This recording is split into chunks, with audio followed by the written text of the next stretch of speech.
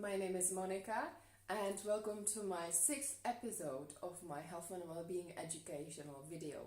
Now, I am super excited actually because apart from Danni being my friend, she's also a therapist and she specializes in Shiatsu.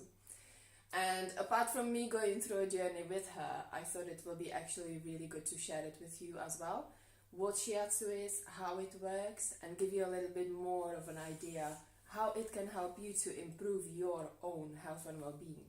So, Danni is from Cheltenham and her website is Danni Brown Shiatsu. And please just tell us a little bit about you and your story, how it all began, what challenges you faced before you got into Shiatsu in the first place, and where you are right now. So you want my life story? We do want your life story, yes. Edited, okay, edited. Yes. Yeah, great. It's so nice to see you. You too. And hi everybody. It's really lovely to be part of this. So it's really exciting. And yeah, I think for me, it all kind of started like realising the importance of touch and communication with each other. And one of my first jobs when I was 17, 18, just a little while back, was working with people who were deaf and deafblind. Okay. In a support role, and that was the first time I really felt like the importance that you can communicate without words. Yeah. And I was like, wow, this is really powerful, particularly for people who are completely deaf and completely blind and have additional needs as well. Yeah. And it just blew my mind that I just felt so powerful that touch is so important. So how were you helping them actually? I was just supporting them in a kind of support worker role in a residential setting, and I'd done loads of that kind of work in my 20s and loved it. So always been drawn to work with it touched people. you kind of. Yeah. I mean, it's really powerful that you can communicate with somebody who has no language, you know. So for me, that was the kind of first time that I was like, touch is really important for us as people. And how did it lead you towards looking into Shiatsu and... Shiatsu didn't happen to quite a long time after that, actually. Okay. So for my whole 20s, I was doing jobs around study, often supporting people, because I just feel like that's, I don't know, just the only thing it seems to, it's the only thing that makes any sense to me. Okay, is working with people in that kind of support way. It just was always felt right. And then when I had my son Niall, which is when I was 30, that's when I came to Shiatsu. I'd always had like a lot of treatment myself, like loved massage and really enjoyed that kind of bodywork stuff. But I feel like when I had him, I became really embodied for the first time, because it's a pretty full-on experience. Becoming a mum, it's like I don't know yet. I'm sure it will come. It's pretty full-on. It's full-on, right? Yeah. And so I felt like, I don't know, he in some way he came and the Shiatsu appeared in my life after that, and I think the two things are really connected for me. Okay. And then that's when I started my training at the Bristol school, and it just was a beautiful experience. Like totally transformed a lot of stuff. It's a real journey when you go on a therapeutic training. It's a really in-depth thing. Would you say it's kind of playing with energy and is there a spiritual sense to it? The beauty of it for me is that it kind of embraces all aspects of what we are as human beings. And the thing with massage, which is great, like it feels great, massage, because we're contacting the physical body, yet we're not just physical beings. We're not, you and I have the same physical anatomy, we have the same organs, we have skin, but we're so different from each other. And that's our life experience, it's our emotional, I've always been a really emotional creature. And so am I. And that is, it's a great thing, but it's often where some difficulty can come up in life too, right? I think we can sometimes be too sensitive. And at the same time too harsh on ourselves.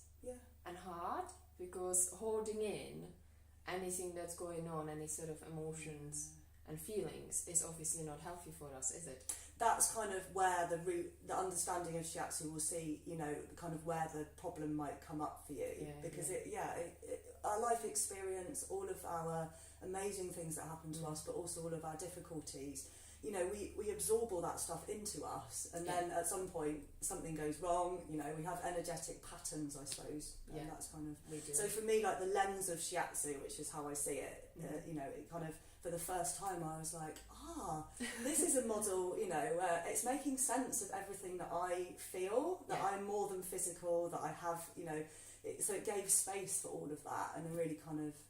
Yeah, in a really beautiful way, and it required me to go on a very deep personal journey. Yeah. So the training, you can't do it without it, can you? No, it's part of that. Yeah. And so that was 3 years, and still ongoing. I mean, the training is epic. Really. I think, in my opinion, we learn our whole life because there is always something new to learn. Yeah. And I have to say, and I'm going to share a little bit about my experience with Shiatsu and Danni, because. I know you were there when I was really, really struggling, when I was really, really down, completely drained, when I couldn't hold it together, and the worst thing I was doing was I was pushing even harder. Yeah, often happens. Often happens. Yeah.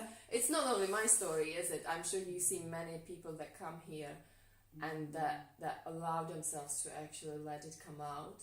Because that's what you do. You hold that space, isn't it, for them? And I have to say, for me personally, it involved. It took a lot of courage actually, and I think it took a lot of time as well to actually allow it to just come out naturally. But there were times I remember where I just walked in and I sat down, and you looked at me, and I started crying. And you know, I as a human being that kind of thought I was alright, I wasn't, and until I actually had the time to stop and be in a safe environment and not to be judged, just to be and to face the reality of how I really felt inside and what my body was showing on the outside. I mean, that to me kind of started really giving me such a relief. When I look at it back, you know, because you were there as another human being that I could connect with, that I was allowed to actually become 100% vulnerable, and you know, yes, everything that I was feeling, like I remember one big thing that you actually helped me with was when I was able to admit to myself that I felt such a heavy pain here on my chest area, which comes to heart chakra basically, and it was missing my family and feeling homesick. Yeah, I remember. Yeah. It's really hard. And it was... I can feel it now here as you're I talking about it. I can feel it, yeah. And, you know, the truth was that was the reason why I was pushing, because I didn't want to face the reality that I was so homesick that it just became so unhealthy for me, you know. So I have to say it took a long time for me to actually find the peace within the pain that, you know, we both feel it because we are so connected. And, you know, Danni actually said it's more about the relationship that you built up with a human being. And I think that's so beautiful when you find that, because there are many people out there that can help you, that can give you advice and everything, but the last thing you want is any advice that doesn't feel right for you, because we do have answers within ourselves. Absolutely, it's the authenticity, and that word is used quite a lot, and you know, it's maybe overused, but actually there's something. It's about the genuine connection. Yeah, that is what we need when we're struggling. Actually, and we all struggle. Yeah, and we need each other, and that is kind of exactly how you say that's how it works. And I also think the thing that you said about time, you know, it can't happen before it's the right time for you, unless we are ready. You have to be ready, because like you said, it requires you to be vulnerable, and actually you've got to feel safe. Like, there's a paradox in there, right? There's a real paradox. And that is, I have to say, I remember now how I thought about it before I actually committed coming and seeing you on a regular basis. Because I thought, what will happen when I really go for it and I will allow everything to happen as it happens and be completely honest to myself and true to myself. And that was a massive fear for me to kind of, you know, admit these things in the first place. Yeah. So then, of course, that was a massive slow down process for me to actually admit, I've got a problem, I need help. But then the best thing really happened when it all started coming out. And do you know what? The longer actually I hold it, the harder it was. And you remember, like, you know, the times we had together was like probably 75% talking because it was so deep inside me rather than the treatment itself. Yeah. So, and all my treatments have a combination of the talking, because I find that really essential. And I had some training in body focused dialogue as well, which is like it's almost like an invitation. Yeah. So we talk through like, what are you feeling? How does it feel? It's coming into relationship with it. But it is that thing of in life, like we can hold on, we can keep going, and then we get to a point where we can't actually. And those are the points where we, you know, it's a tipping point really. Yeah. But you're right, it requires you as the client to be vulnerable and to commit to it, because it is, it's Absolutely. not about me doing something to you, it's about you doing your own work. I mean, I hold that space for you in this bubble, my Shiatsu bubble, as I like to call it. I love it. I do love it here too.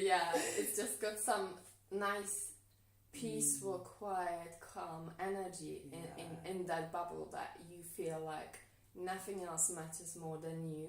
And I love what you said, like it's about how you're feeling, because you know the usual question that we ask each other, which is just so common in this country especially, it's like how are you? It's like, do you really care? How long have you got? I really want me to tell you. And is that actually the person that really cares how I am, or is it just a common question that we ask every person basically? So you know, I like that deep inside of it, that how are you really feeling? Because that's, I think many of us don't ask that question very often, and that's why I remember one of my clients actually said, you know, you kind of, when he was sort of opening up and going through a lot, and he said, you think you are not living in a rat race until you actually realize you do. And you know, that is quite a powerful discovery, I would say, to actually admit it again in the first place, because once you do, then that gives you options what to do about it. Absolutely. And I think life, you know, not to get too sort of but life requires us to keep going, to show up, to do, you know, it's quite, I say, you know, it's pretty hard work being a grown-up, right? I mean, like, do you remember signing up for this? I don't remember signing up for it really. I don't remember any manual to it. I say that a lot, that there's no rule book. And you know, and I found that especially like when I'm having my children, and you know, it's hard work, but it's that sense that on a deep level we really do need each other in that authentic connection where you can just really say like, this is hard, or this hurts, or this is really difficult for me, and just have it accepted without judgment, and go, well, where do you feel that in you? And it's, you know, because you said something really important as well before, that in your pain is where the healing lies as well. Of course it does. Oh, the difficult truth of that, right? I mean, it's a painful truth. Very painful. Very true. Absolutely. But but I think it's important to tap into it to avoid any further struggling. So it's kind of what makes us sick as well. You know, what causes any issues, any health issues. I think so. Yeah. But there's also that sense of like to not really judge ourselves around not dealing with it sooner. I think that can be that thing of like, oh, if only I'd, you know, done this 20, you know, everything has its perfect timing. And it is all because it's important, the relationship, because I always feel like, you know, some people come and they have their first session with me and it's not the right time, or I'm not the right person, and that's okay. It's really important. I think with anyone that is kind of struggling in one or another way, or they think that something is not quite right, it is important to find the person that we feel connected to. Because it is about the connection that really allows things to get better, you know, but because if you don't find the right person, then you're just pretending to be someone you're not. And that's far away from the authenticity that we are talking about. And I think for a lot of people, you know, I would say there's a real journey to get to the mat, because Shiatsu is done on the floor on the mat, right?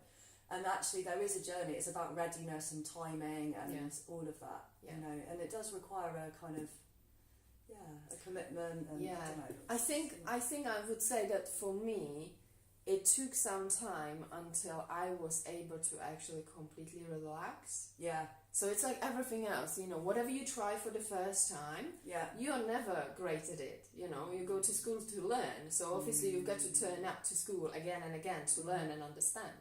So it's the same when you set yourself on a deeper journey of actually doing something about yourself to get better, to get well and healthier, that, you know, the first time may not be as you would expect. Yeah. But what is the expectation, really? But I think that in a way we kind of have this culture where we want a quick fix. Yeah. I mean, it's like, you know, for Quick a lot results. of body work, Yeah. it's like, okay, come for 6 sessions, I'll fix you. Yeah. I mean, that's not how we operate. But, you know, I'm not denigrating other forms of therapy that, you know, if you... And there's so much power in physical work that actually there's space for it all, but it's just not the territory that I work in. Yeah, absolutely. And I don't believe for a minute that I can fix or heal you. Yeah. I mean, I believe I can hold the space for you and I will support you. And for me, it's like that thing of, I think it's that Ram Dass quote, which I absolutely love, which is, we're all just walking each other home. I love that. So do you know, I love that. Yeah, because that's all...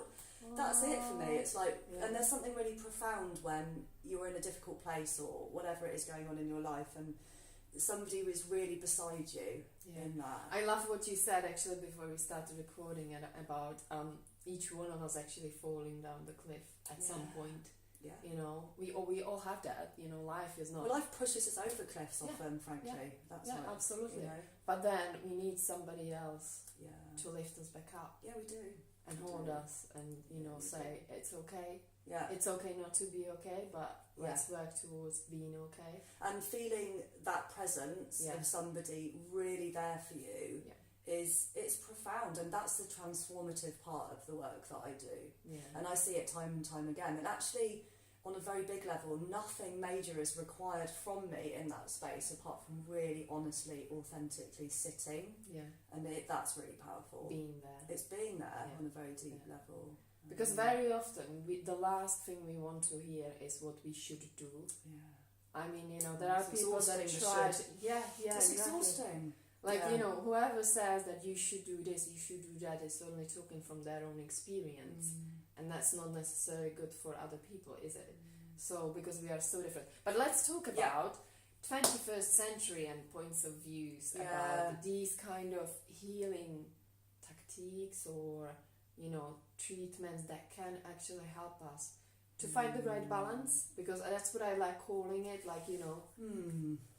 The thing is, I love the word balance, but also I think like it's really hard. Took it from the experience. It's really difficult to be in balance, right? Yeah. You know, because and I think it is. We're living in interesting, difficult times. Challenging. You know, and the West has you know, I mean, I was always drawn. Shiatsu is an Eastern therapy, so it's based on all of that kind of great body of Chinese medical. And it's a very different way of understanding us. Yeah. And it's got some real helpful stuff for us in the 21st century in the West, which I think, you know, we're very disconnected. Yeah. And a lot of our problem and our illness and difficulty, I feel, comes from a disconnection. That is very true. From the planet, from each other, from ourselves and our bodies. And I think particularly as women, there's a lot of stuff around disconnection from our bodies. Yeah. I agree, and I have to say that the technology moving forward so fast is not actually helping. It's worrying, frankly. Very, because when we are watching actually young generations growing up with addiction I see my children from a very young age, you know, and it's really hard to set the boundaries, isn't it? It's really hard. Where is it? Like, you know, when we were young, I don't know what you did, but I was running around with my cousins playing football. No TV! Literally, like, you watch it for the evening story for 20 minutes, right? At 7 o'clock, then you go to bed, and that's it. And these days, it's just like this kind of position and, you know, draining the brain from a very young age. Yeah. It's just, you know, I mean, if we imagine we are struggling and we are adults that only have touched a little bit of the technology on our life journey. Now, these generations that are growing up actually grow up with it. Yeah. I mean, imagine what will happen in like 10, 15 years. it's the challenge of like modern parenting, because it's this thing of like we see all the problems and the worry about it, and then we're like, if you take away the screen, we're then like, it's like it's so really difficult, you know. So, but I have a lot of hope as well. Yeah, I think there's always hope. Well, I don't know. I just think we're in challenging times. You know, there's a lot of very difficult stuff happening with our planet, and there's a lot of consciousness now coming around that. And to me, like, the answer to everything is connection. Yeah, I just see it like that. Yeah, I see so much illness, so much mental illness. It's our disconnection from ourselves, each other, and the planet that we are on. And so a lot of the answer is in reconnecting. But I see so much positivity in young people. I don't count myself as young anymore because I'm only 40. I'm like, why not?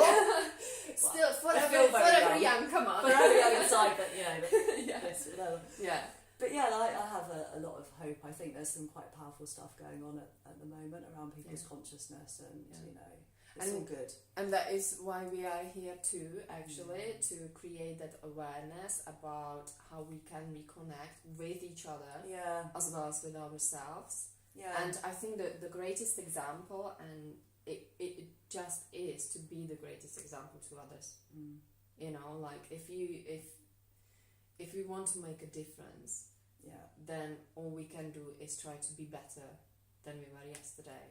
And it's just like everybody's journey, but if you can show others that there is another way, then, you know, I mean, really, I don't know what I would have done if I haven't come and see you.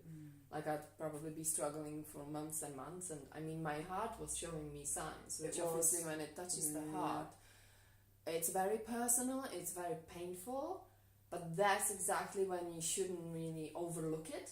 Yeah, that's when you should take an action straight away. Well, the body, it does this thing of it does like whispering at us, and then we can ignore that, and then it really screams at you. Yeah, you know, that's what happens. You know, and it starts like a little tickle. And then it's kind of like scratching your back. Actually, if you say it that way, and you're like, what happened there? And it's often this like the crisis point where you know, the crisis tips us into reaching out. Yeah, and that's, you know, that's okay. That's how it works. Yeah. But the body has a way of communicating with us. It does. It really does. Always. Yeah. It always does. Right. I think I would like to wrap it somehow, because I do believe that Shiatsu can help many people, but as you said, it has to be the right time for each one of them. Yeah. But I would encourage everyone to try it, because unless you try it, you won't know. And definitely, I'm going to point out my rule of 7, because I love rule of 7. If you try something for the first time, second time, third time, it's kind of like, okay, it's fine. But I believe that for our brain to actually start taking the information and the whole picture in, it does take 7 times minimum. So when we are talking to someone, you know, or we don't want to hear something, and then it comes from another source that we actually don't know, and you know, the brain remembers. Kind of like, there might actually be a reason for this to be heard again and again. So I would definitely recommend at least 7 times to kind of see how you open up to a different point of view about how you can help yourself. Yeah, and it's a relationship building thing, and that takes time, doesn't it? Yeah, because it's a trust. Yeah, like the more that we work together, the more safe you feel, the more you open up. I mean, there is a paradox again in like feeling safe, then we open, then we feel less safe, and you know, we're constantly doing this, but we constantly doing that, right? But it's true, because it depends what happens on our life journey and where we are and how busy we are, and or how very sensitive we become at some points. So, you know, especially for us women, I have to say, because I've done the interview with Gabby about our cycle, and I think us women, I mean, gents, well done if you can cope with us sometimes, because our moods go up and down throughout the whole month. We're cyclical creatures, but we also live in a world that asks us not to be cyclical, which is really challenging for a woman, and at some points in our cycle we're unbearably permeable. Basically, that's how I would put it. That is really hard to, you know. But like learning to dance with all of that is part of connection with ourselves and our body, which is essential for our health, our well-being. And it's understanding. It's learning to understand that this is who we are, and accepting it. because there's nothing you can do about it. This is who you are. This is how you feel. End of story, pretty much. And it's also for me, it's like our power as women is in our cycle as well.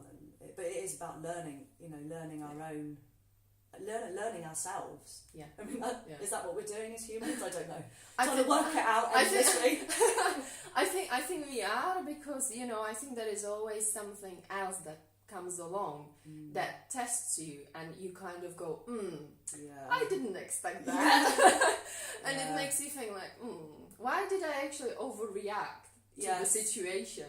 We're on a constant, I feel like we're on a cycle of learning about ourselves, and like we revisit the same stuff over and over again about ourselves, and it's like really frustrating, because you're like, I'm doing that thing that Danni does again, and I'm doing that thing that Danni does again, and yet we kind of do it with more insight, and every time so true. Maybe or maybe not. I mean, points of views, everybody's got different ones, but I believe we are all on a journey, and I think with us women, because of our cycle, it just becomes more of a up and down kind of walking, so.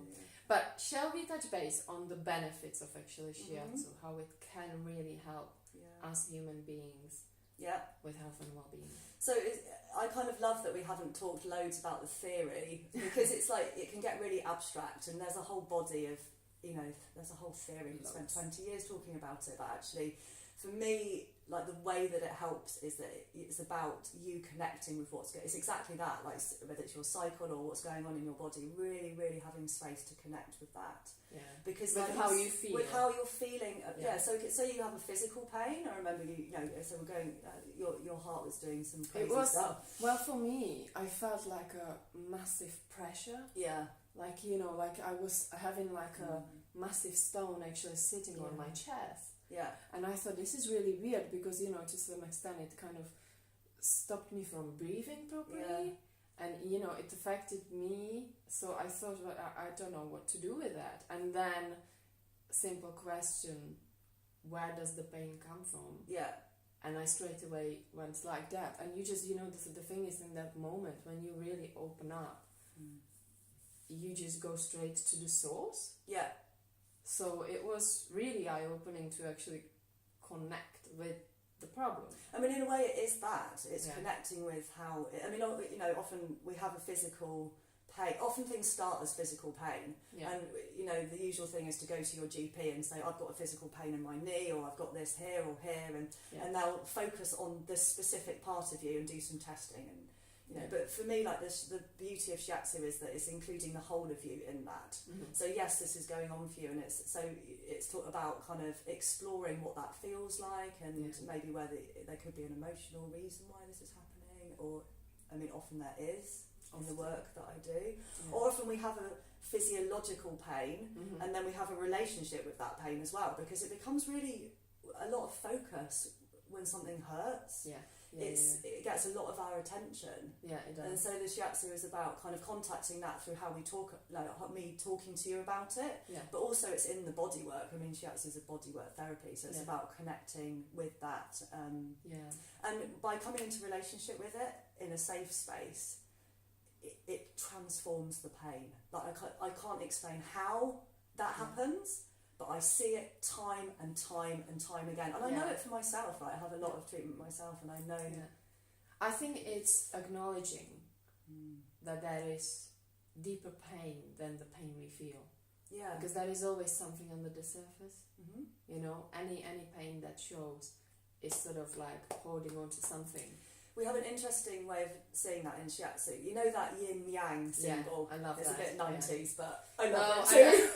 For me, it just specifies the right balance of the... It's great. There's a whole load of philosophy around it. Yeah. But essentially in Shiatsu, what we're looking for and what we're feeling is that we have Kyo and Jitsu, these concepts. So the Jitsu is the more obvious thing. So perhaps it's your pain or your back pain, or something really manifest and obvious that you come. Often is what gets you through the door to treatment. Yes. And then the Kyo is that more hidden underlying part, and it's a bit the kind of yin yang concept, and that they're two of the same, because we're all connected. Yes, we have all of this dance within us.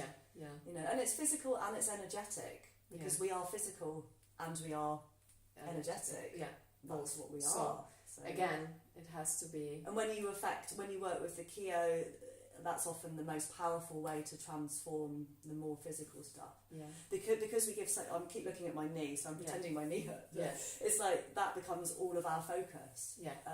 But often, sometimes the more work we do with that, it doesn't always help. Yeah. You know, and there's this concept of we're working with the more hidden parts of ourselves that need support too. Yeah. No, completely, absolutely. That is nice explanation. And yeah, I mean, I have to say, I've experienced it, and I know it works, and I know that. Look at you now. It's changed. It has.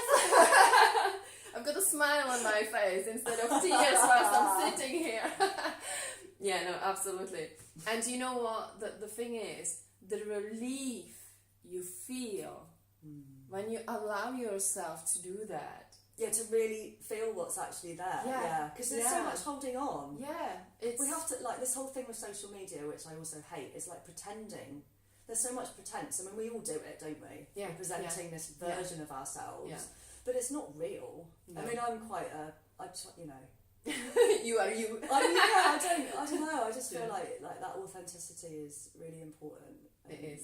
It's just like a no bullshit approach to life. It's and you know, the thing is, I have to say from my experience, because when I was working so much, I just became someone else. Yeah. I didn't even recognize myself.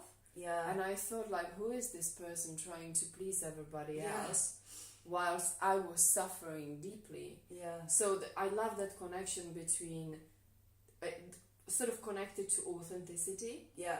That, you know, it's if you're, I don't know, if you are 40, 50, you can sort of behave like a child. Yeah. You can cry, you can get angry, you can just, you know, swear if you feel like swearing, just let it all come out and just be yourself.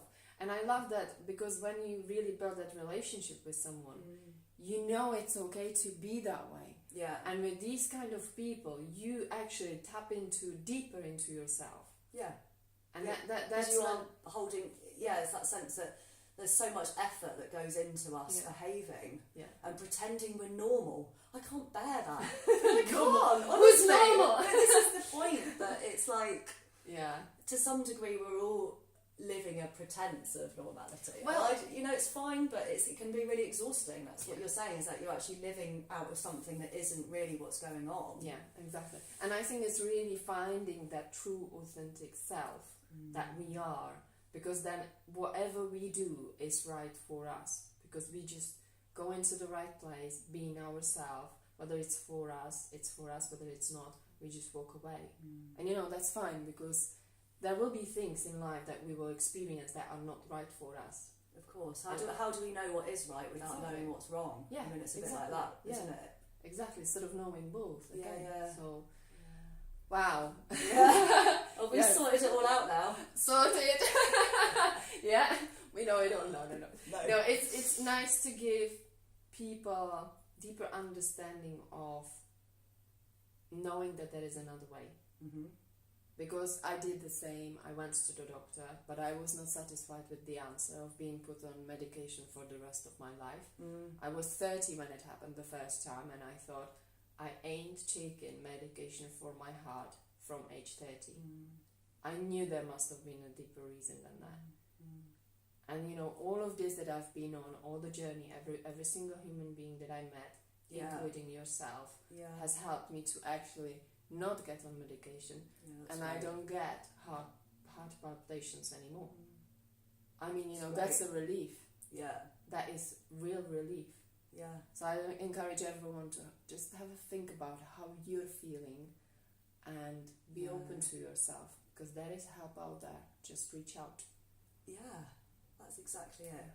Yeah. So, okay, I've got top tips from you then. Top tips? Oh, please share. What's the answer to life? I've got no idea. Okay, that's a bit too much to ask.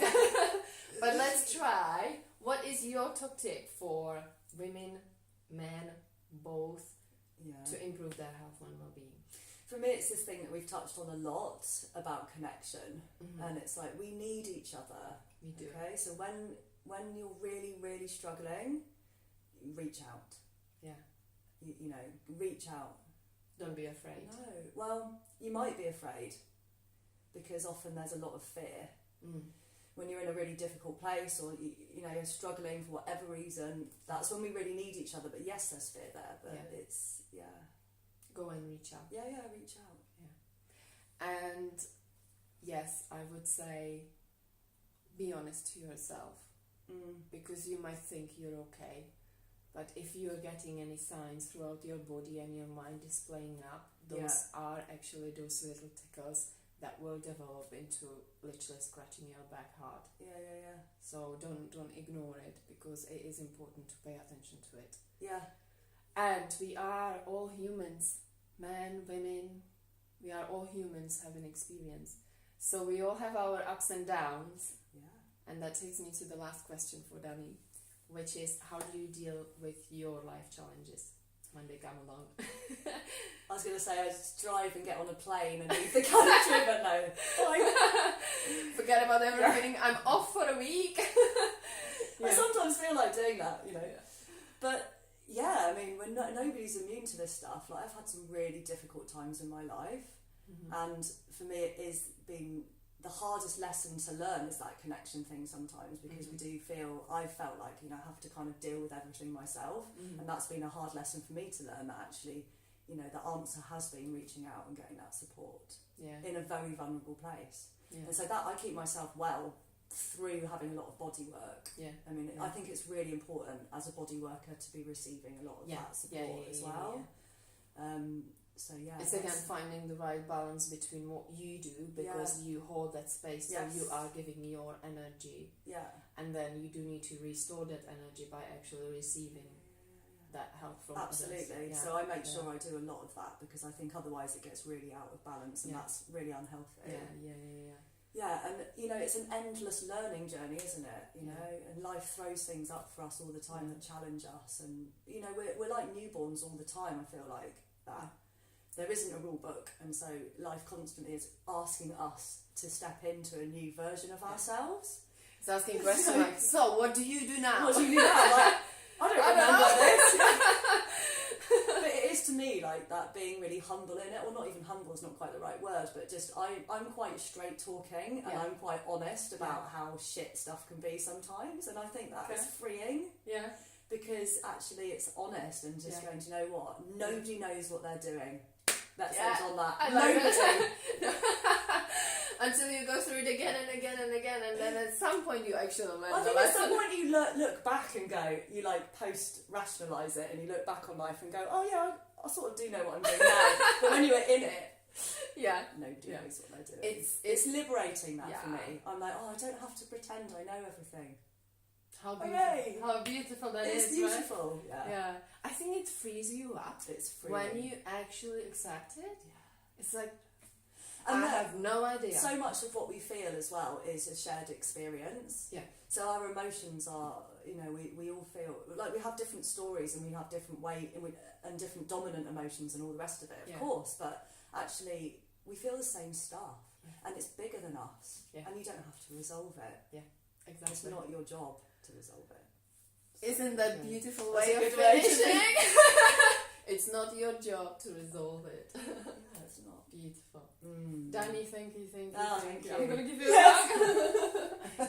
It was absolutely beautiful. Thank you for sharing. Thank you. Guys, thank you so much for watching. I really do hope you got something out of it, because there is help everywhere around you. Just go and reach out for it, okay? And find the right balance. Work towards it, okay? Don't do too much. Take time for yourselves, okay? Thank you so much, and I will be in touch next week with my next interview. Thank you, Danni. You're welcome. It's been absolutely amazing. And we will catch up again soon. Thanks, guys. Take care. Bye.